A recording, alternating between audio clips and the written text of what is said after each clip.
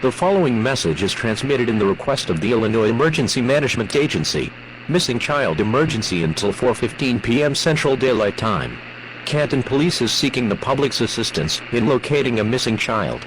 We are looking for a 2-year-old white female with dirty blonde hair, weighing approximately 25 pounds. She was last seen wearing blue pajamas at about 6:30 a.m. today. Please check your own properties, outbuildings, and any camera systems you have for any signs of the child. At this time, no other assistance is needed. If you have any information, please contact 309-647-5131.